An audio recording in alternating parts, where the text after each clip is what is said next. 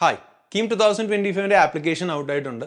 So ആപ്ലിക്കേഷൻ്റെ documents related വീഡിയോസും registration എന്നിവരെയുള്ള കാര്യങ്ങളൊക്കെ നമ്മൾ ചാനലിൽ അപ്ലോഡ് ചെയ്തിട്ടുണ്ട്.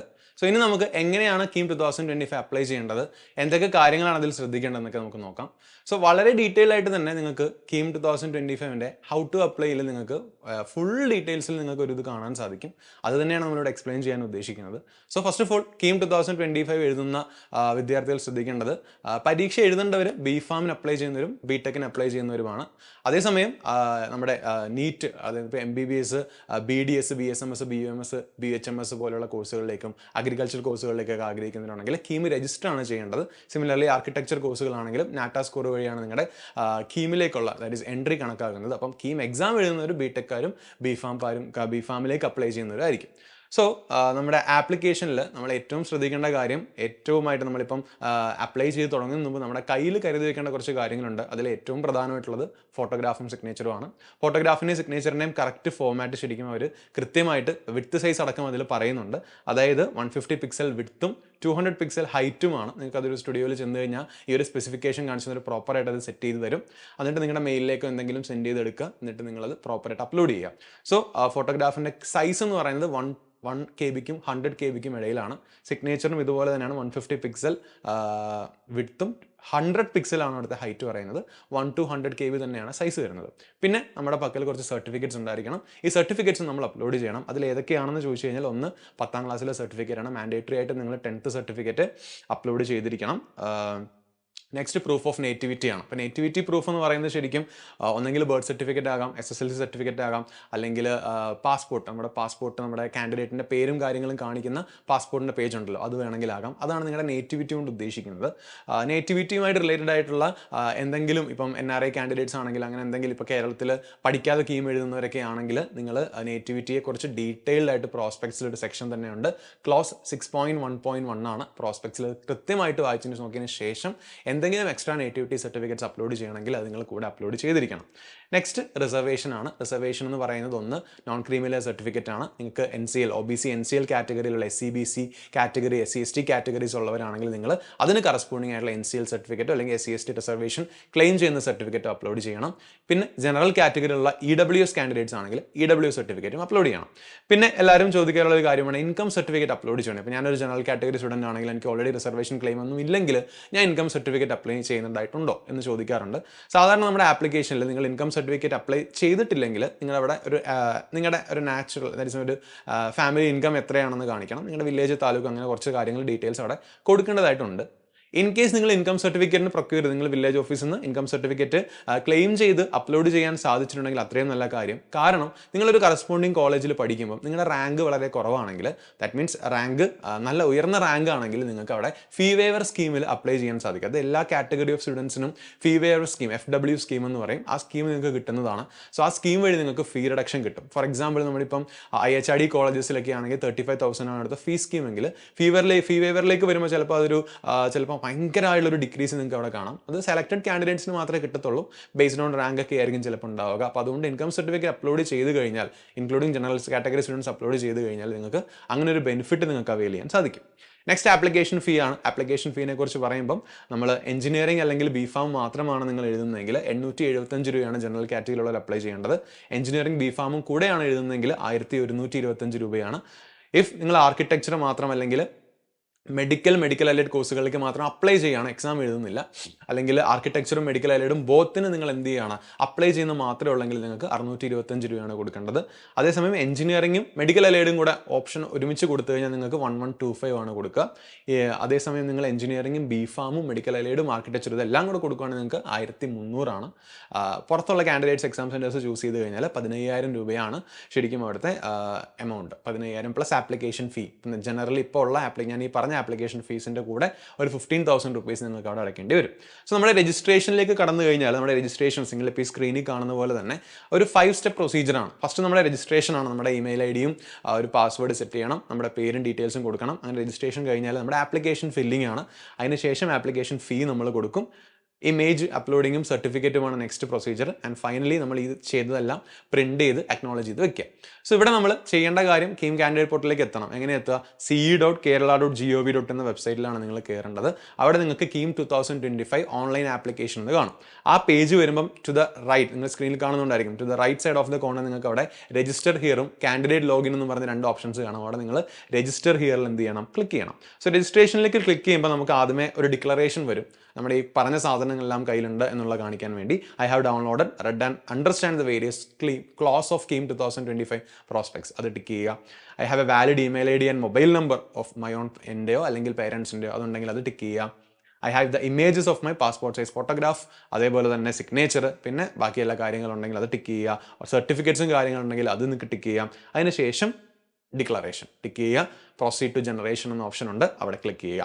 സോ ഈ പറഞ്ഞ കാര്യം രജിസ്ട്രേഷന് മുമ്പായിട്ട് ഈ കാര്യം നമ്മൾ പറഞ്ഞ സർട്ടിഫിക്കറ്റ്സും ഫോട്ടോഗ്രാഫ്സ് എല്ലാം കയ്യിലുണ്ടായിരിക്കണം. സോ നിങ്ങളുടെ രജിസ്ട്രേഷൻ വിൻഡോ നിങ്ങൾ ഈ സ്ക്രീനിൽ കാണുന്ന പോലെയാണ്. അവിടെ നിങ്ങൾക്ക് പേരുണ്ടാവും, ഡേറ്റ് ഓഫ് ബർത്ത് ഉണ്ടാവും, മൊബൈൽ നമ്പർ അത് കൺഫേം ചെയ്യണം, ഇമെയിൽ അഡ്രസ്സ് കൺഫേം ചെയ്യണം, പാസ്വേഡ് കൺഫേം പാസ്വേഡ്, ഒരു ആക്സസ് കോഡും കൊടുക്കണം. അവിടെ പ്രത്യേകം ശ്രദ്ധിക്കേണ്ട ഒരു കാര്യം നെയിമിൻ്റെ കാര്യമാണ്. അതായത് give name of applicant as in class 10 certificate of the candidate. നിങ്ങളുടെ പേര് ആധാർ കാർഡ് പ്രകാരമല്ല കൊടുക്കേണ്ടത്, നിങ്ങളുടെ 10ാം ക്ലാസ്സിലെ സർട്ടിഫിക്കറ്റിൻ്റെ പേര് പ്രകാരമാണ്.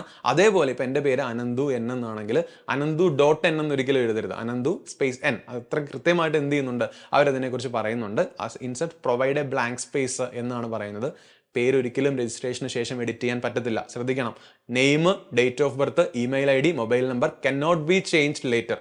one mobile number cannot be used for more than one KEAM application. ഇപ്പോൾ എനിക്കും എൻ്റെ ഫ്രണ്ടിനും കൂടെ ഒരു കോമൺ മൊബൈൽ നമ്പർ എന്നുള്ള രീതിയിൽ കൊടുത്തു കഴിഞ്ഞാൽ അതും മിസ്റ്റേക്കാണ്, അതും ഒരിക്കലും ചെയ്യരുത്. നിങ്ങളുടെ OTPയും കാര്യങ്ങളെല്ലാം മെയിൽ ഐ ഡിയിലേക്കും ഇമെയിൽ നമ്പറിൽ ഫോൺ നമ്പറിലേക്കും ആയിരിക്കും വരിക. അതുകൊണ്ട് ആ കാര്യം ശ്രദ്ധിക്കാൻ ശ്രമിക്കാം. പിന്നെ പാസ്വേഡ് കൺഫർമേഷൻ നമ്മൾ എല്ലായിടത്തും അപ്ലൈ ചെയ്യുന്ന സമയത്തുള്ള പാസ്വേഡിൻ്റെ ജനറൽ റൂൾസ് തന്നെയാണ്. 8 ക്യാരക്ടറെങ്കിലും മിനിമം വേണം, ഒരു ക്യാപിറ്റൽ ലെറ്റർ കാണണം, ഒരു സ്മോൾ ലെറ്റർ കാണണം, ഒരു ആൽഫാ ന്യൂമറിക് നമ്പർ കാണണം, പിന്നെ ഒരു നമ്പർ കാണണം, പിന്നെ ആൽഫാ ന്യൂമറിക് ലെറ്റർ കാണണം. ഇത്രയും കാര്യങ്ങളാണ്. ആക്സസ് കോഡും കൊടുത്ത് രജിസ്ട്രേഷൻ കൺഫേം ചെയ്യുക. എല്ലാം കൃത്യമായി വായിച്ചു നോക്കി, തെറ്റുണ്ടെങ്കിൽ എഡിറ്റ് ഓപ്ഷൻ ഉണ്ട്. അതിനുശേഷം നിങ്ങൾക്ക് അവിടെ കൺഫേം ചെയ്യാനുള്ള ഓപ്ഷൻ ഇവിടെ ഉണ്ട്. പേര്, date of birth, mobile number, email address എല്ലാം അവിടെ കാണിക്കുന്നുണ്ട്. രജിസ്ട്രേഷന് ശേഷം അവിടെ ഒരു 1 ടൈം പാസ്വേഡ് നമ്മുടെ മൊബൈൽ നമ്പറിലേക്ക് വരും. അത് നിങ്ങൾ എൻ്റർ ചെയ്യുക, സബ്മിറ്റ് ചെയ്യുക. സബ്മിറ്റ് ചെയ്യുന്ന ശേഷമാണ് നമ്മുടെ ആപ്ലിക്കേഷൻ നമ്പർ നമുക്ക് കിട്ടുക. അതായത് registration can be completed by OTP. അതിനുശേഷം നമുക്ക് എന്ത് ചെയ്യാൻ സാധിക്കും? നമ്മുടെ ഒരു ആപ്ലിക്കേഷൻ നമ്പർ ജനറേറ്റ് ആകും. അത് നിങ്ങൾ നോട്ട് ചെയ്ത് വെക്കുക. അത് നോട്ട് ചെയ്ത് വെച്ച ശേഷം നിങ്ങൾക്ക് ഒന്നെങ്കിൽ നിങ്ങൾക്ക് പിന്നെ അതിൽ ലോഗിൻ ചെയ്ത് നമ്മുടെ 2025 ആപ്ലിക്കേഷൻ പോർട്ടൽ ലോഗിൻ ചെയ്ത് പിന്നെ ചെയ്യാവുന്നതാണ്. അല്ലെങ്കിൽ ഇപ്പോൾ തന്നെ എന്ത് ചെയ്യാം? ആ proceed to fill application form എന്ന് പറഞ്ഞാൽ ഐക്കൺ പ്രസ് ചെയ്ത് കഴിഞ്ഞാൽ നിങ്ങൾക്ക് അതിലേക്ക് ഡയറക്റ്റ്ലി പോകാൻ സാധിക്കും.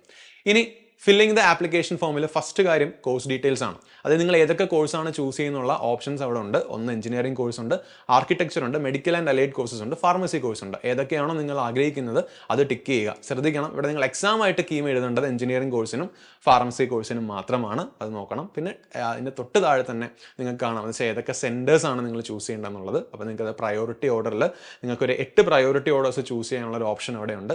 ഏറ്റവും അടുത്ത് ഏതാണോ നിങ്ങൾ എക്സാം എഴുതുന്നത് അതിനടുത്ത് തന്നെ എക്സാം എഴുതുന്നവരത് ചൂസ് ചെയ്യാൻ ശ്രമിക്കുക. സോ അത് സാധാരണ എഞ്ചിനീയറിംഗ് ബിഫാംകാർക്കാണ് ചോയ്സ് ഇൻ സെൻറ്റേഴ്സ് ഒക്കെ വരിക. അത് ശ്രദ്ധിക്കണം. പിന്നെ നിങ്ങളുടെ പേഴ്സണൽ ഡീറ്റെയിൽസ് കൊടുക്കാനാണ്. പേഴ്സണൽ ഡീറ്റെയിൽസിൽ ഒന്ന് നിങ്ങളുടെ ജെൻഡർ കൊടുക്കണം, പിന്നെ നാഷണാലിറ്റി എന്നുള്ള ഓപ്ഷൻ ഇവിടെ ഉണ്ട്.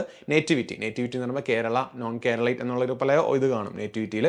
സോ അത് നോക്കുക, കേരളൈറ്റ് ആണോ, നോൺ കേരളൈറ്റ് ആണോ, നോൺ കോളറേറ്റ് സെക്കൻഡ് കാറ്റഗറി ആണോ, ഇങ്ങനെയുള്ള കുറേ കാര്യങ്ങൾ ഞാൻ പറഞ്ഞു. നേറ്റിവിറ്റി വളരെ പ്രധാനപ്പെട്ട ഒരു കാര്യമാണ് ഫോർ സ്റ്റുഡൻസ് ഔട്ട്സൈഡ്. ഇപ്പോൾ കേരളത്തിൽ പഠിച്ചവരല്ലെങ്കിൽ അത് നിങ്ങൾ ശ്രദ്ധിക്കേണ്ട ഒരു കാര്യമാണ്. അപ്പോൾ നിങ്ങൾക്ക് നമ്മുടെ പ്രോസ്പെക്ട്സിലെ 6.1 അതുപോലെ 5.1.2 എന്ന് പറഞ്ഞ 2 ക്ലോസസ് നിങ്ങൾക്ക് പ്രോസ്പെക്ട്സിൽ കൃത്യമായി വായിച്ചു നോക്കണം. ഒരു വലിയ സെക്ഷൻ തന്നെ പ്രോസ്പെക്ട്സിൽ അതിനെക്കുറിച്ച് കാണിച്ചിട്ടുണ്ട്.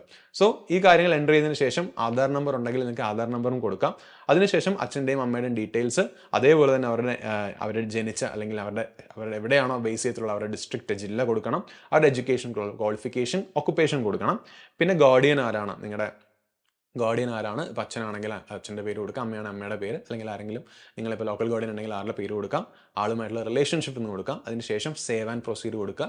പിന്നെ ആസ് യൂഷ്വൽ നമ്മൾ കമ്മ്യൂണിക്കേഷൻ അഡ്രസ്സ്, നമ്മുടെ പെർമനൻറ്റ് അഡ്രസ്സ് കൊടുക്കണം. ഫസ്റ്റ് നിങ്ങളുടെ പെർമനൻറ്റ് അഡ്രസ്സ് കൊടുക്കണം. അതിനുശേഷം SSLCയിലോ ആധാറിലുള്ള നിങ്ങളുടെ പെർമനൻറ്റ് അഡ്രസ്സ് കൊടുക്കണം. പെർമനന്റ് അഡ്രസ്സും പ്രസന്റ് അഡ്രസ്സും സെയിം ആണെങ്കിൽ നിങ്ങൾക്ക് അത് കൊടുക്കാം, അല്ലെങ്കിൽ നിങ്ങൾക്ക് കമ്മ്യൂണിക്കേഷൻ അഡ്രസ്സ് അവിടെ എൻട്രി ചെയ്ത് കൊടുക്കാം, അല്ലെങ്കിൽ നിങ്ങൾക്ക് എന്ത് ചെയ്യാം, ഈ പറഞ്ഞ പോലെ സെയിം ആസ് പെർമനന്റ് അഡ്രസ്സ് കാണിക്കാവുന്നതാണ്. ഇനി അക്കാഡമിക് ഡീറ്റെയിൽസ് ആണ്. അക്കാഡമിക് ഡീറ്റെയിൽസ് നമുക്ക് കീം എഴുതുമ്പോൾ എല്ലാവരും അറിയാം, +2 പഠിക്കുന്നവർക്കും +2 പഠിച്ച് കഴിഞ്ഞവർക്കും എഴുതാൻ സാധിക്കുന്ന ഒരു എക്സാമാണ് കീം. അപ്പം ക്വാളിഫയിങ് എക്സാമിനേഷനിൽ നിങ്ങൾക്ക് അവിടെ നിങ്ങൾക്ക് +2 ഓർ ഇക്വലന്റ് കാണും, അല്ലെങ്കിൽ 10+ ഡിപ്ലോമ വിത്ത് മാത്തമാറ്റിക്സ് അങ്ങനെ ഓപ്ഷൻസ് കാണും. അവിടെ നിങ്ങൾക്ക് +2 ഓർ ഇക്വലന്റ് കൊടുക്കാം. നിങ്ങൾക്ക് ഒന്നെങ്കിൽ കഴിഞ്ഞതാണെങ്കിൽ whether passed or appearing the qualifying examination എന്ന് ചോദിക്കും. പാസ്ഡ് ആണെങ്കിൽ പാസ്ഡ് ദ എക്സാം എന്ന് ക്ലിക്ക് ചെയ്യാം. അതേസമയം നിങ്ങൾ അപ്പിയറിംഗ് ആണെങ്കിൽ അപ്പിയർ ദ എക്സാം എന്ന് പറയാം, അപ്പിയറിംഗ് ദ എക്സാം എന്ന് പറയാം. സോ അപ്പിയറിംഗ് ദ എക്സാം ആകുമ്പോൾ നമുക്ക് പിന്നെ +2 മാർക്ക് ഡീറ്റെയിൽസും കാര്യങ്ങളൊന്നും ചോദിക്കത്തില്ല. അല്ലെങ്കിൽ ബാക്കി നമ്മൾ എന്ത് ചെയ്യണം, നമ്മുടെ +2ൻ്റെ രജിസ്റ്റർ നമ്പറൊക്കെ അപ്ലൈ ചെയ്ത് അവിടെ കൊടുക്കേണ്ടി വരും. സോ നമ്മുടെ ബോർഡ് സെലക്ട് ചെയ്യുക, register number of qualifying examination ഉണ്ട്, ആ ഒരു ഓപ്ഷൻ നിങ്ങൾ ചൂസ് ചെയ്യുക. അതുപോലെ തന്നെ അവർ ചോദിക്കും +2 ലെവലിൽ സാൻസ്ക്രിറ്റ് പഠിച്ചിട്ടുണ്ടെങ്കിൽ, അതെനിക്ക് തോന്നുന്നു മെഡിക്കൽ അലൈഡ് കോഴ്സുകൾക്ക് വേണ്ടിയാണ്. അപ്പം ആയുർവേദിക് കോഴ്സസ് ഒക്കെ ആണെങ്കിൽ സംസ്കൃതം ഇതായിട്ട് നമ്മൾ ഒരു അപ്പർ ഹാൻഡ് ആയിട്ട് കാണിക്കുന്നുണ്ട്. അപ്പോൾ അതുകൊണ്ടിന് വേണ്ടിയാണ് നിങ്ങൾക്ക് ഇപ്പം അത് ചൂസ് ചെയ്യുന്നുണ്ടെങ്കിൽ നിങ്ങൾക്ക് അത് എസ് കൊടുക്കാം. ഇനി കീമിന് ഇതിന് മുമ്പ് അപ്ലൈ ചെയ്തിട്ടുണ്ടെങ്കിൽ മാത്രം നിങ്ങൾക്ക് എസ് കൊടുക്കാം, ഇല്ലെങ്കിൽ നോ കൊടുക്കാം. എസ് ആണെങ്കിൽ നിങ്ങൾക്ക് എത്ര അറ്റംപ്റ്റ് ഇതിന് മുമ്പ് ചെയ്തിട്ടുണ്ടോ, 1 or 2 എന്ന രീതിയിൽ അവിടെ കൊടുത്താൽ നിങ്ങൾക്ക് സേവ് ആൻഡ് പ്രൊസീഡ് കൊടുക്കാം. നെക്സ്റ്റ് ആണ് നമ്മുടെ കമ്മ്യൂണൽ റിസർവേഷനിലേക്ക് വരുന്നത്. നമ്മുടെ റിസർവേഷൻ ക്ലെയിമിലേക്കാണ് വരുന്നത്. അവിടെ നിങ്ങൾക്ക് community claim four eligible reservation ഉണ്ടെങ്കിൽ ആ ഓപ്ഷൻ ഉണ്ട്. അവിടെ സെലക്ട് ചെയ്ത് നിങ്ങളുടെ പ്രോപ്പർ കാറ്റഗറി കൊടുക്കാം. SC BC SC ST ഈ പറഞ്ഞ പോലെ EWS കാറ്റഗറിനെ അത് അങ്ങനെ നിങ്ങൾക്ക് അത് ഓപ്ഷൻസിൽ കൊടുക്കാം.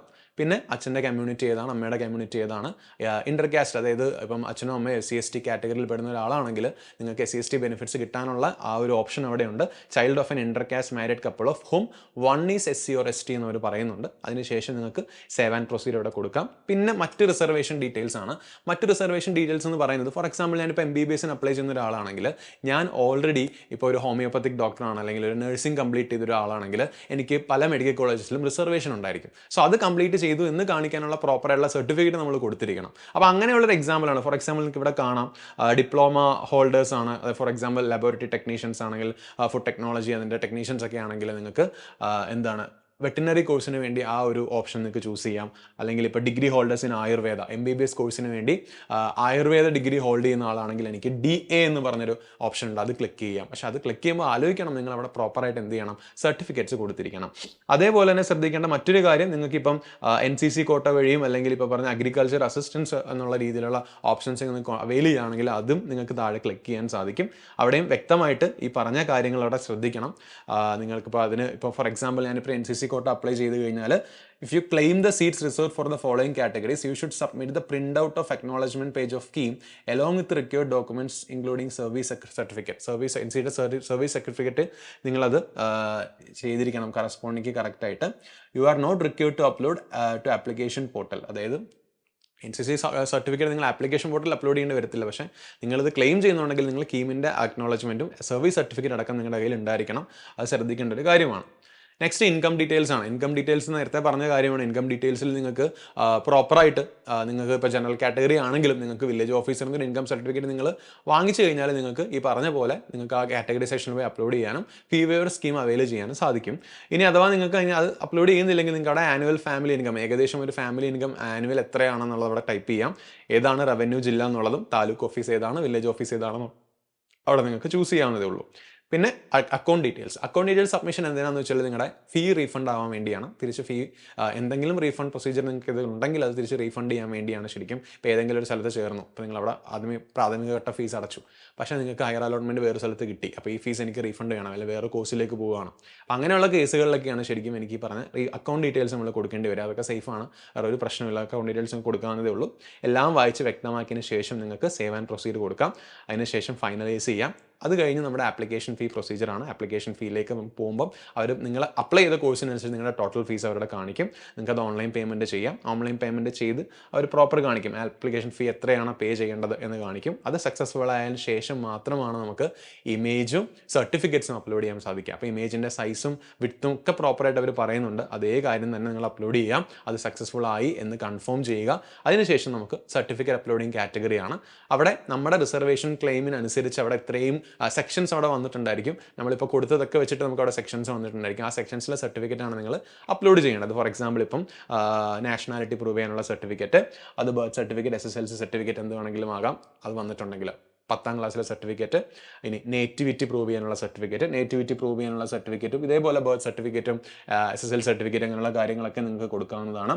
ഡേറ്റ് ഓഫ് ബർത്തിനും സിമിലർലി SSL സർട്ടിഫിക്കറ്റ്, പാസ്പോർട്ട് ഒക്കെ നിങ്ങൾക്ക് എന്ത് ചെയ്യാം കൊടുക്കാം. പിന്നെ NCL സർട്ടിഫിക്കറ്റ് ഉണ്ടെങ്കിൽ അത്, EW സർട്ടിഫിക്കറ്റ് ഉണ്ടെങ്കിൽ അത്, പിന്നെ പല ഈ കാറ്റഗറി സ്പെഷ്യൽ കാറ്റഗറി ചൂസ് ചെയ്ത് സർട്ടിഫിക്കറ്റ് മാൻഡേറ്ററി ആയിട്ട് ചോദിക്കുന്ന കാര്യങ്ങളൊക്കെ ഉണ്ടെങ്കിൽ അതും നിങ്ങൾക്ക് കൊടുക്കാം. അതിനുശേഷം നിങ്ങൾക്ക് ഒരു ഫൈനൽ സബ്മിഷൻ കഴിഞ്ഞ് കഴിഞ്ഞാൽ നിങ്ങൾക്ക് ആ അക്നോളജ്മെൻറ്റ് പ്രിൻറ്റ് ചെയ്ത് കയ്യിൽ സൂക്ഷിക്കാം. അതാണ് ശ്രദ്ധിക്കേണ്ട കാര്യം. ഇൻ കേസ് നിങ്ങൾ ലോഗൗട്ട് ചെയ്ത് കഴിഞ്ഞാൽ നിങ്ങൾക്ക് ഞാൻ നേരത്തെ പറഞ്ഞ പോലെ നമ്മുടെ ce.kerala.gov.in വെബ്സൈറ്റിൽ കയറി ടോപ്പ് റൈറ്റ് കോർണറിൽ ലോഗിൻ ഹിയർ എന്ന് പറഞ്ഞ ഓപ്ഷനിൽ ചെന്ന് കഴിഞ്ഞാൽ അവിടെ നിങ്ങളുടെ ആപ്ലിക്കേഷൻ നമ്പർ, നമ്മൾ പറഞ്ഞു ഏറ്റവും ആദ്യമേ ജനറേറ്റ് ചെയ്തിട്ടുള്ള നമ്മുടെ ആപ്ലിക്കേഷൻ നമ്പറും പാസ്വേഡ് ഉപയോഗിച്ച് നിങ്ങൾക്ക് എന്ത് ചെയ്യാം, ആക്സസ് കോഡ് ഉപയോഗിച്ച് നിങ്ങൾക്ക് ലോഗിൻ ചെയ്ത് ഫർദർ ഡീറ്റെയിൽസ് അറിയാൻ സാധിക്കും. ഒരിക്കലും ആപ്ലിക്കേഷൻ നമ്പറും പാസ്വേഡും മറക്കരുത്. പാസ്വേഡ് നമുക്ക് റീജനറേറ്റ് ചെയ്യാൻ പറ്റും, എന്നാൽ പോലും അത് എവിടെയെങ്കിലും നോട്ട് ചെയ്ത് വെക്കുക. കാരണം ഇനിയുള്ള നമ്മുടെ എൻറ്റയർ കീം കമ്മ്യൂണിക്കേഷൻ, അതായത് ഇപ്പം ഏതെങ്കിലും നോട്ടിഫിക്കേഷൻ വന്നോ, അലോട്ട്മെൻറ്റ് ഫില്ലിംഗ് നടക്കേണ്ടത് എങ്ങനെയാണ്, ഇങ്ങനെയുള്ള എല്ലാ കാര്യങ്ങളും ശരിക്കും നമ്മൾ ഈ പറഞ്ഞ ഈ ലോഗിൻ ID-യിലൂടെയാണ് ശരിക്കും ചെയ്യുന്നത്. സോ അത്രയും കാര്യങ്ങളാണ് ശ്രദ്ധിക്കേണ്ടത്. വളരെയധികം ശ്രദ്ധിച്ച് ചെയ്യണം. ഇപ്പോൾ ഞാനിപ്പോൾ ഇത് ചെയ്യാൻ പോകുമ്പോൾ ഓക്കെ ഞാനൊരാളെ ഇത് ഏൽപ്പിച്ചേക്കാം, ആളങ്ങനെ ചെയ്തോളും എന്ന രീതിയിൽ നിൽക്കരുത്. നിങ്ങളുടെ ശ്രദ്ധ പ്രോപ്പറായിട്ട് ഉണ്ടായിരിക്കണം. ഒരുപാട് ആപ്ലിക്കേഷൻസ് കഴിഞ്ഞ വർഷമൊക്കെ റിജക്റ്റായി പോയതാണ് അശ്രദ്ധ മൂലം. അപ്പോൾ ആ ഒരു അശ്രദ്ധ, നിങ്ങൾ എത്രത്തോളം എക്സാമിന് പഠിക്കുന്നു അത്രത്തോളം പോലെ ഇമ്പോർട്ടൻ്റ് ആണ് നിങ്ങളുടെ ആപ്ലിക്കേഷൻ ഫില്ലിങ് ചെയ്യുന്നതുള്ളതും. സോ നല്ല പ്രോപ്പറായിട്ട് തന്നെ ഫില്ല് ചെയ്യാൻ ശ്രമിക്കുക. All the very best. സംശയങ്ങളുണ്ടെങ്കിൽ നിങ്ങൾക്ക് കമൻറ്റ് ബോക്സിൽ ചോദിക്കാം. Thank you so much.